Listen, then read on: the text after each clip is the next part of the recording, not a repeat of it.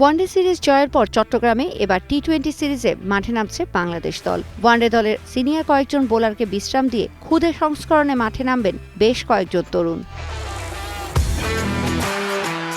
চট্টগ্রামের উইকেটে নবীনদের নিয়ে মাঠে নামায় চ্যালেঞ্জ আছে মানছেন স্পিন কোচ। তবে আগামী বিশ্বকাপের আগে লম্বা সময় পাওয়ায় এটি পাইপলাইন কাজে লাগানোর বড় সুযোগ। আগামী বিশ্বকাপের আগে হাতে বেশ সময় আছে, তাই আমরা এটিকেই পাইপলাইন পরীক্ষার ভালো সুযোগ মনে করছি। বিশ্বকাপের সময় যেন বেঞ্চে প্রচুর খেলোয়াড় থাকে। পরীক্ষা নিরীক্ষার এই পরিকল্পনায় অবশ্য নিউজিল্যান্ডের বিপক্ষে সিরিজের কথা কেউ ভুলে যাচ্ছেন না, বরং ওয়ানডে সিরিজের সাফল্যের ধারায় এবার সিরিজ জয়ের প্রত্যয় তার। মাত্রই আমরা সাদা বলের একটি সিরিজ জিতেছি, তাই স্বভাবতই ছেলেরা বেশ চাঙ্গা। আমাদের স্পিনার আর পেসাররা বেশ ফর্মে আছে, তাই এই সিরিজটাও আমরা জিততে পারবো বলে বিশ্বাস করি।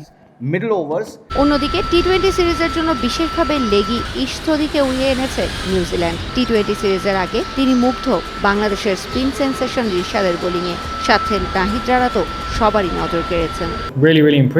এই অঞ্চলে রিশাদের মতো বেশি উচ্চতার স্পিনার দেখাটা দারুণ ব্যাপার। তাকে বেশ সামলাতে হবে আমাদের। অবশ্য নাহিদ রানার মতো দুর্দান্ত একজন পেসারকে নিয়ে যে ভাবতে হবে না এই সিরিজে, এটাই বেশ বড় আনন্দের খবর। এই দু দলের 20 বারের দেখায় মাত্র 4 বার জিততে পেরেছে বাংলাদেশ, তাই ফেভারিটের তকমাটাও নিঃসন্দেহে থাকবে সফরকারীদের কাছেই। তৌসিয়া ইসলাম, গ্রিন নিউজ ডেস্ক।